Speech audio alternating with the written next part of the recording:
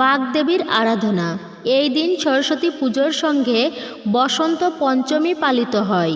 মা সরস্বতী হলেন বিদ্যা, জ্ঞান এবং সঙ্গীতের দেবী।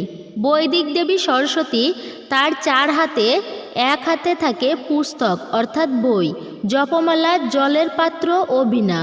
দেবী সরস্বতীর হাতে বীণা থাকে বলে তাকে বলা হয় বীণাপাণি। বেদে সরস্বতীর প্রধানত নদীর অধিষ্ঠাত্রী দেবী। সরস শব্দের অর্থ জল, অতএব সরস্বতী শব্দের আদি অর্থ হল জলবতী অর্থাৎ নদী। 3রা ফেব্রুয়ারি সোমবার দিন, এই দিনেই সরস্বতী পূজা।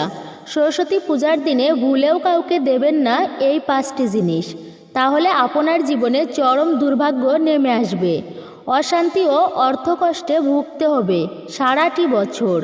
মা লক্ষ্মী ও মা সরস্বতী দেবীর কৃপা ও আশীর্বাদ থেকে বঞ্চিত হবেন। সরস্বতী পূজার আগে